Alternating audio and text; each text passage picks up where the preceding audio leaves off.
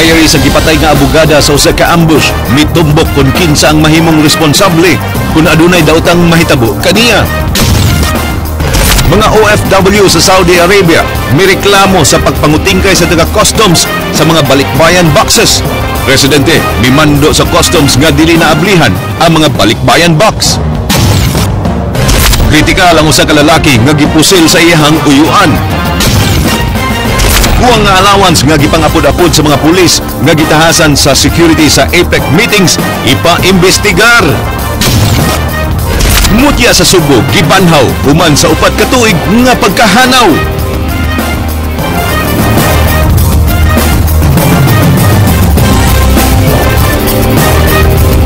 May hapon Sugbo Kabisayan. Mga Bisaya nga OFW nga nagtrabaho sa Saudi Arabia nang reklamo sa gihimo sa Bureau of Customs nga pagpangabli sa mga balikbayan boxes. Buot nilang ipabot sa presidente sa nasud nga hatagan untawg importansya ang ilang kahago sa pagpantrabaho. Ang reklamo giaksyonan ni Jinky Rosit. Trending karon sa social media ang reklamo sa giingon nga pagpang-abli sa mga taga Bureau of Customs sa mga balikbayan boxes nga gipada sa mga overseas Filipino workers alang sa ilang pamilya dinhi sa nasod. Kadaghanan kanila nagbagulbol tungod sa giingong bulok nga sistema sa gobyerno. Pipila sa mga Sugbuanon nga tua karon sa Yanbu Industrial City, Kingdom of Saudi Arabia, mipadayag sa ilang kasagmuyo batok sa taga customs. Ako kasulti nga dili mayo ilang gibuhat. Kay kanang pang-apply nila sa mga bagahe, sa mga tabulyo nga personal nga mga belongings, dili angay na nila buhaton. Kay sama ra sila sa nangawat anak nga dili walay presence sa tag-iya ilang ablihan ang mga bagahe. Kaya inunong nila kanang pag-apply sa OFW box. Kailangan nila og respeto og privacy. Tungod sa mga nahitabo kanila, nawadan sila og pagsalig sa gobyerno. Alang kanila, di makatarunganon ang gibuhat sa gobyerno sa mga OFW. Gibana-bana nga mukabat og 1,500 containers ang moabot sa nasud matag buwan o mga 7.2 million boxes matag tuig. Sa karon sa bago nilang palisiya, wala kami pagsalig. Tungod kay dili lalim nga ang among mga naguan sa pila ka buwan o sa tuig, mawala lang. Sa kabalaka nga posibleng daghan pang balikbayan boxes ang ablihan, dunay panawagan ang Sugbuanong OFW nga si Arnel. Naamo lang hangyo sa atong mahal nga presidente nga ilang tagaan kining pagtagad para mahapsay nga ang mga OFW matagaan sa niya o importansya kini among mga kahago nga naamit karon sa laing nasod naghago bisag layo kami sa mga pamilya. Maura ka na. Si Presidente Noynoy Aquino nakigtagbo sa Secretary of Finance ug Commissioner sa Customs kagahapon. Iyang gimanduan ng Customs nga wa na himuon nga random o arbitrary physical inspection sa mga balikbayan boxes.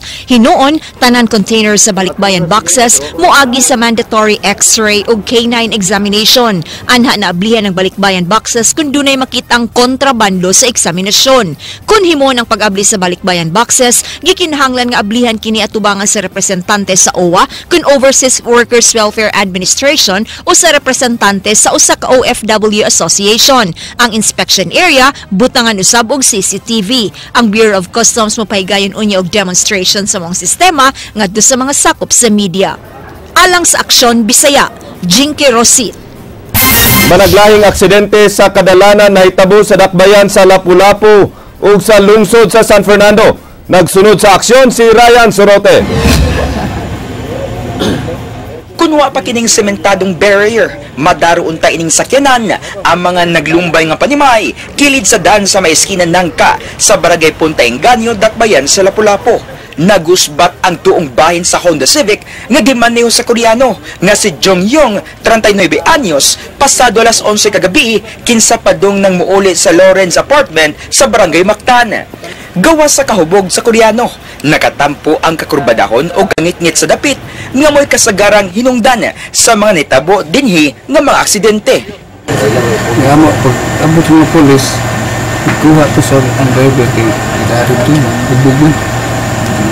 Ang naguba nga barrier mo'y bugtong taming sa panimay sa pamilyang Eyas sa higayon nga dunay mahitabo nga aksidente. Wa na miatubang sa matigbalita si Jong apan mipasalig kini sa tagbalay nga iyang bayran ang danyos. Ipaubos sa liquor test ang Koreano aron pagsiguro nga nakainom kini human misuway sab og sibat human mabangga. Kahit lang tong driver sir, medyo kurbadahon mo itong karsada, kusog yung dagan, wala na lost control siguro siya sa iyang manubila, wala nabangga siya dito sa perimeter pins. Nagbangga sa pasado alas 4 ganyang kadlawon kining sakyanan gikan sa lungsod sa Badian ug ang ambulansya sa dakbayan sa Karkar. Sa tunga sa dan sa Barangay San Isidro sa lungsod sa San Fernando, nag-abot ang maong mga sakyanan human nakatug ang driver sa ambulansya nga si Mater Susales. Paingon na sa Karkar si Rosales, kinsa gikan naghatod og pasyente, samtang paingon sa dakbayan sa Sugbo ang van sa gobyerno nga gimaneho ni Joel Bertuccio. Bisan di kusog ang dagan sa duha ka sakyanan, natumbang ambulansya og nibabag sa dan. Luwas ang tanang sakay sa maong mga sakyanan nga nakahiagom og minor injuries. Atong ban nga puwa nagdong to siya. Pwede sa iyo asa niya kusog nga dagan, natural lang nga dagan. Paglingay nako, mao naman ako nakita nga nagbabag siya, nya dag pagkabangga diretso tumba. Alang sa Aksyon Bisaya, Ryan Sorote. Aron magamit planong i-rehabilitate ang mga fire hydrant sa dakbayan sa Sugbo nga nangaguba og angay ibalhin sa laing lugar. Human masayri nga ang uban anaasod sa balay ug anaa tunga sa sidewalk. Gisusi kini ni Ray Pasaporte. Kagahapong adlaw na bantayan sa Command Control Center sa dakbayan sa Sugbo ang kainiton sa panahon. Din gilauman nga nagsugod na ang strong El Nino dinhi sa Kabisayan. Nasayran nga niabot og 33.5 degrees Celsius ang kainit sa panahon kagahapon. Matud sa maong buhatan, nangayo sila og lista sa Bureau of Fire Protection sa tanang fire hydrants sa syudad ug ilang nasuta nga daghang di na magamit. Matud ni Konsehal Dave Tumulak, usa ni sa ilang preparasyon sa El Nino kung magkuwang sa supply sa tubig ang ubang lugar sa dakbayan sa Sugbo ug sa higayon nga dunay sunog nga mahitabo, makakuha dayon og tubig ang ubang fire trucks. Nakita na to nga kinahanglan gini siya og ayudahan nga ipaayo gid ang tanang mga fire hydrants within the city of Cebu. Nasayran nga ang ubang fire hydrants naa sa sud sa balay.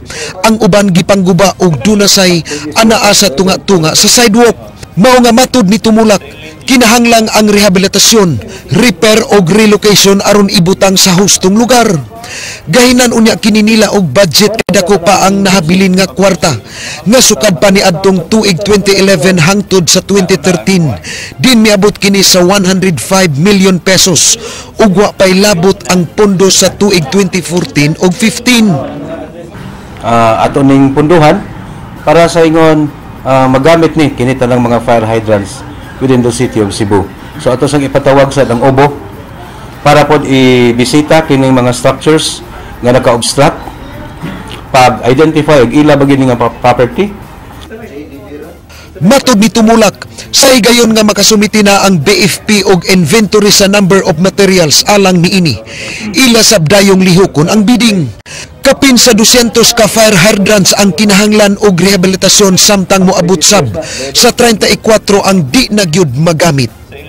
Alang sa Aksyon Bisaya, Ray Pasaporte. Imbestigaron sa konseho ang reklamo sa mga vendors batok sa probe team sa dakbayan sa Sugbo. Sa ikaupat nga higayon, giimbitar sa konseho ang probe nga wala gyud moatubang kanila. Mubalik si Ray Pasaporte. Honorable Member Cabarubias endorsing the Cebu. Gitagalan sa konseho sa dakbayan sa Sugbo ang probe team hangtod ugma sa hapon alang sa pag-atubang sa City Council sa usa ka executive session. Katulo na kahigayon nga giimbitar ang probe sa konseho apan wala kini miatubang og gibaharan nga dili hatagan og budget kun mapakya sa gihapon sa pagtambong. Well, ugmang adlaw hatagan na mo og katapusan nga higayon last chance ang probe nga buot imbestigaron sa konseho ang mga reklamo sa mga vendors og urban poor batok sa probe.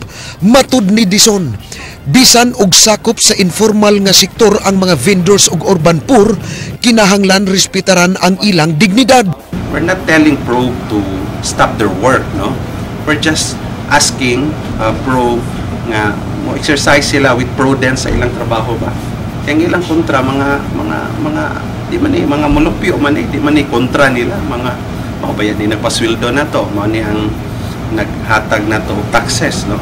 Si Wendell Sinas, acting head sa PRUB, ni pasalig nga mutambong siya ugma aron paghatag og katinawan sa gimando nga ipabuhat kanila. Alang sa Aksyon Bisaya, Ray Pasaporte.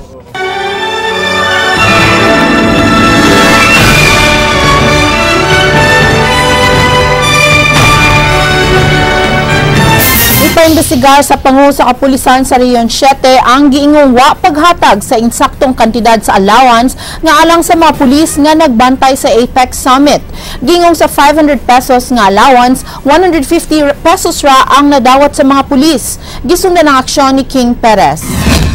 Gipasigarbo sa pangulo sa kapulisan sa Central Visayas nga na-maintain nilang seguridad sa mga APEC delegates sukad sa pagsugod sa mga international event dinhi sa Sugbo. Wa hinuon gilimod ni Police Chief Superintendent Prudencio Tombanyas nga na-challenge siya kagahapon. Human nangabot ang tulo ka mga presidentiable sa Sugbo. Ingon man ang pagbisita ni Presidente Noynoy Aquino ug Vice Presidente Jejomar Binay sa samang adlaw gawas nga nagpadayon ng APEC Summit. It's a challenge, but yun na nga, the challenge is for us to be able to perform. And all our policemen are trying their best to perform. Gitubagsab ni Banyas ang mitumaw nga aligasyon nga tuyong gipugnan sa kapulisan ang pag-release sa kinatibuk ang allowance alang sa mga deployed police sa APEC. Nasayran nga inay 500 pesos matag adlaw ang madawat sa matag pulis, 150 pesos lang ang ilang nadawat. Kuwang og 350 pesos. Mao nga ipaimbestigar ni Banyas ang maong aligasyon. Gani na tinga kinikon nga nung kwarta ang gihatag nga allowance. Kisubay siyang nahibawan, dili ka siyang paagi sa allowance. We will look into that, how it came about na ganon ang nangyari. Kasi dapat sana talagang pagkain lang ang maibigay. Alang sa Aksyon Bisaya, King Perez. Lakip nga mususi sa gingong paglaslas sa allowance sa mga pulis nga gi-assign alang sa APEC moong organizing committee mismo sa maong kalihukan. Hinuon ilang gihulagway nga sa pagkakaroon hapsay ra ang dagan sa summit. Lain nilang gipangandaman karon mao ang umaabot nga senior officials meeting. Nagsunod sa aksyon si Jinky Rusit. Gihulagway sa overall coordinator sa local organizing committee sa APEC nga malinaw ug hapsay ra ang series of meetings nga gipaygayon sa Sugbo sukad kini gibuksan niadtong Sabado. Matud ni Lito Maderazo na pangitaan og paagi sa local ug national organizers ang tanang issues di naglakip niini ang problema sa dagan sa trapiko labi na sa mga ceremonial routes. Apan ang labing dako nga hagit nila mao ang pagabot unya sa mga dignitaries alang sa senior officials meeting nga ipaygayon karong Setyembre 5 og 6. There are no untoward incident that happened in the meeting venues. There are no complaints from any delegates from the billeting venues. So far so good, and I would say that everybody did their share. Gitubagsab ni Maderazo ang pasangil nga mitumaw karon sa mga text messages nga giingong gikurakot sa mga police officials ang allowance sa mga detailed police. There's a need to verify whether it is true or not. We have already, I think the committee chair on security, which handles the police deployment, General Tambanyas, is on top of the situation. Alang sa Aksyon Bisaya, Jinky Rusit.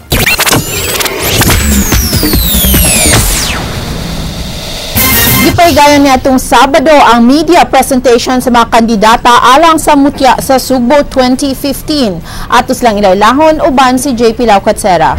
I am Mom Perez Pinaling, your Mutya sa Sugbo first runner-up 2011. This is the official crown right now, and I am so very happy that for almost after 4 years, thank God, we will be having our new Mutya sa Sugbo 2015. Gipaila-ila ang 18 ka mga maaniyag nga mga Cebuan ang kandidata sa umaabot nga mutya sa Sugbo 2015 ang nga nahimugso pinaagi ni Alexander Osmeña. Ang nakalahirot sa mutya sa Sugbo is of course inter-municipality ni siya nga search. Mao ni nakalahi sa among pageant karon kay mas nindot ug mas dako ang mong expectation gyud ani nga show. Tinguha sa mga organizers nga karong tuiga, makahatag sila og positibong panlantaw sa mga dalaga ug pag-agni sa mga kandidata nga mahimong parte sa mga nagkadaiyang outreach programs ug charitable events nga ilang pasiugdahan. Ingon man, paghatag pasidungog sa mga munisipalidad nga ilang girepresentar. Gitapos ang mutiha sa Sugbo 2015 media presentation, pinaagi sa pagpili og top 5 nga mga bets sa press. Nahimong darling of the press ang dentistry student sa Cebu Doctors University nga si Shaila May Rebortera. Mga kapatid, I am inviting you to watch Mutya ng Sugbo 2015 this coming November 7 at the Waterfront Hotel Cebu, Agay. Tuig 2011 karapusang gipahigayon ang mutiya sa Sugbo ug karong tuiga subling pagabanhawon kini uban sa mga banggiitang nagpaluyo niini kining mao nga prestigious search gisalmutan sa mga dalaga sa mga nagkalain-laing munisipalidad dinhi sa probinsya sa Sugbo ug take note ang mogawas nga mananaog niini adunay automatic slot alang sa mutiya ng Pilipinas 2016 nga pagkahimuon didto sa kauluhan ug ang mogawas nga mananaog niini maoy mo representar alang sa Miss Asia Pacific ug Miss International. Alang sa Aksyon Bisaya, kini si JP Laucot Serra, Agay!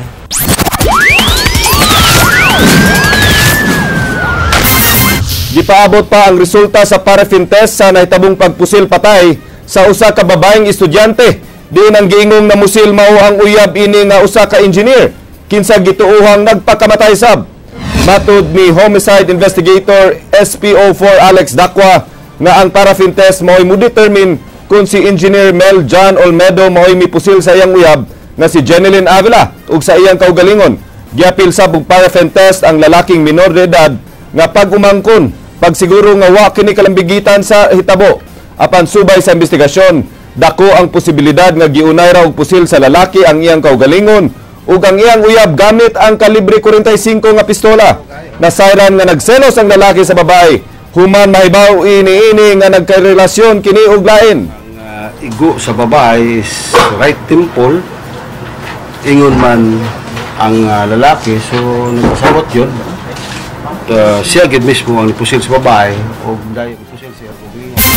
Nadakpan dayon sa Pardo Police Station ang uyuan nga namusil sa iyang pag-umangkon ganihang buntag. Giingong gibadlong nini ang biktima tungod sa ka-irresponsable nini ngadto sa iyang pamilya. Nagsunod sa aksyon si King Perez. Giangkon sa dinakpan nga si Victor Bolivar, 44 anyos, nga iyang gipusilang iyang 25 anyos nga pag-umangkon nga si Ryan Bolivar. Kritikal ang kahimtang siyang pag-umangkon karon.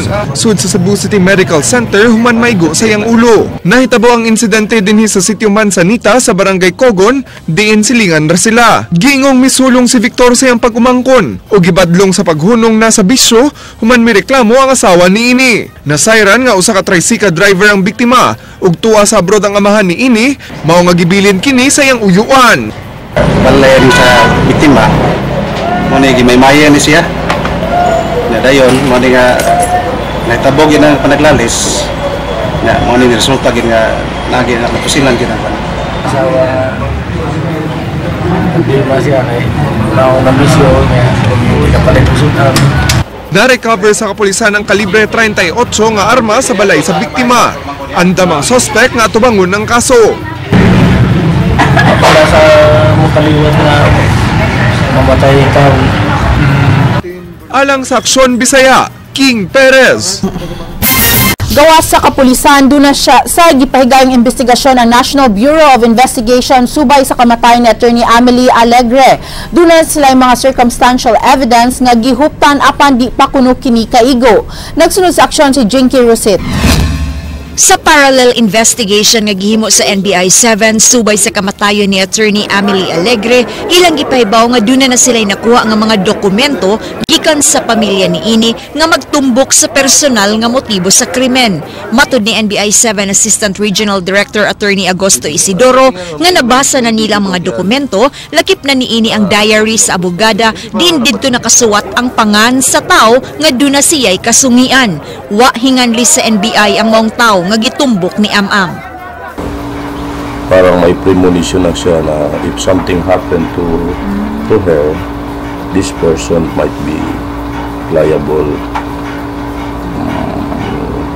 because of the ongoing battle sa court, which it seems na they are winning.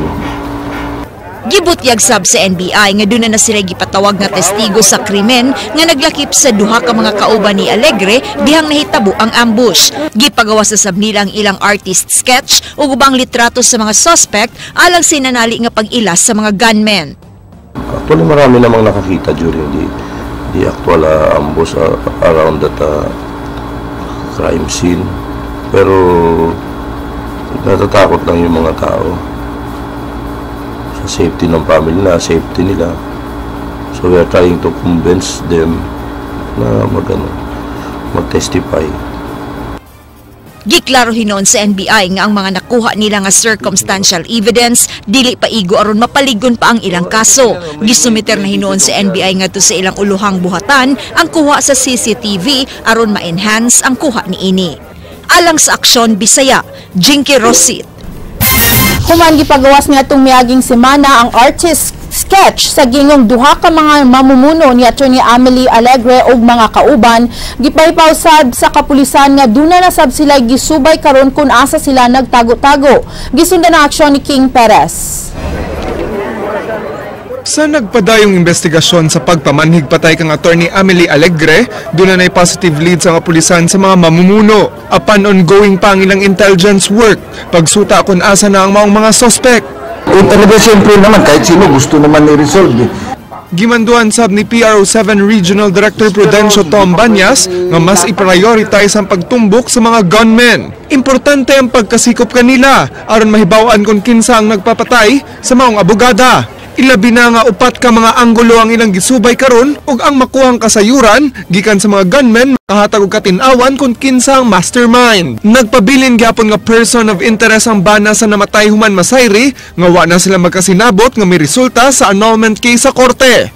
Nag-usap na o pinuntahan na ng investigador. Hindi ko lang sigurado, no? But hindi naman na ipatawag. Pwedeng puntahan naman ng ating investigador and then kausapin. Alang sa Aksyon Bisaya, King Perez.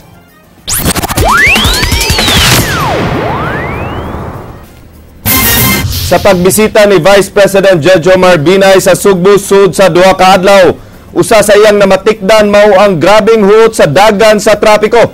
Nakigtagbo sab siya kang Cebu City Mayor Michael Rama aron sabutan ang ilang plano sa umaabot nga piniliay.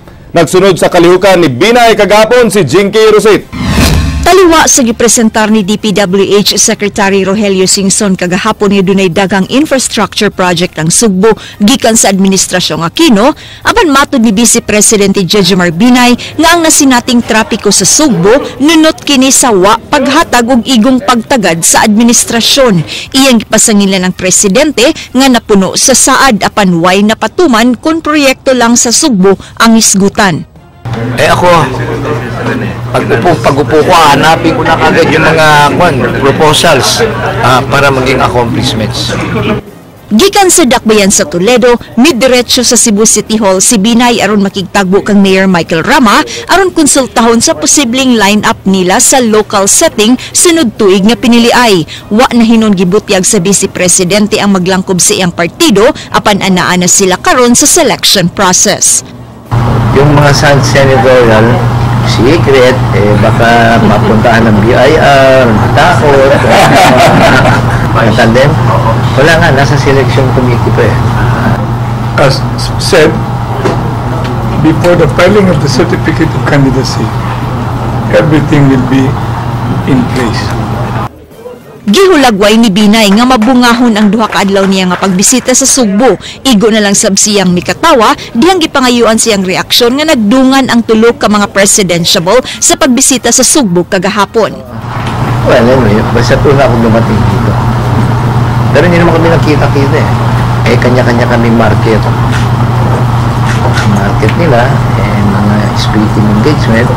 Ako naman, yakap na yakap sa basang Pilipino. Gipasalig sab niini nga sigayong mudaog siya sa eleksyon, dako ang posibilidad nga iyang ituboy si Rama nga mahimong kandidato pagka-senador aron dunay mo representar sa Sugbo. Alang sa Aksyon Bisaya, Jinky Rosit. Gitangtangan na sa mayor si Konsehal Marian de los Santos sa iyang gihuptan nga mga katungdanan sa City Hall. Si Marian mibiya sa Team Rama ug mitapon sa kaatbang nga partido nga BOPK. Nagsunod sa aksyon si Ray Pasaporte. Si De Los Santos mao'y chairman sa Women's Commission on Welfare for Children. Sakop usab siya kaniadto sa Bids and Awards Committee ug gitangtang human sa napakyas nga bidding sa pagtukod sa bag-ong City Hospital. Girespetaran ni Konsehal Marian De Los Santos ang desisyon ni Mayor Michael Rama. Well, during the time that I enjoyed the trust and confidence of the mayor, I gave it all in the various committees that I was chairing. Sa dihang gipangutana sa hinungdan sa iyang pagbalihuman siya Rama o'y gitangtang isip sakop sa BAC sa Cebu City Medical Center kon CCMC. Isn't it a clear manifestation that there was loss of trust and confidence? Clear manifestation because everybody was reinstated except me. Wala gipanumbaling sa konsehal nga maapektuhan ang iyang pamulitika sa iyang pagbali sa BOPK. I am not keen on ratings. I will just continue to perform and work as a councilor, as a representative of the people. Alang sa Aksyon Bisaya, Ray Pasaporte. Politika na gyud, Attorney Georgia, no? Nagsugod na. We missed you yesterday. We were visited by 3 tulo ka buok nga presidential balls. I would have wanted to be here and talk a little bit about it, but unfortunately, I wasn't. Nabitaw yung mga opinion karos mga tao. Nga nung Sugbo man magipili, nga ilang bisitahon. Well, it's one of the biggest voters and we claim to be one of the more educated ones. More discerning. Yes. O niya, mag-expect pa kita nga mas daghan pa ganyan. Nga mas mga bot. No? Ano yasa ng atong mga bisita sa APEC, no? Atong i-welcome. We welcome them. Maukanto ang tunga sa oras nga pagbalita sa Aksyon Bisaya. Ako si Glenn Soco. Mga balita nga pundasyon sa ligdong nga opinyon o konkretong solusyon. Ako sab si Georgia Herrera. Bisan asa, bisan kanusa. Kapatid, kay di lang kutob sa balita. Aksyon!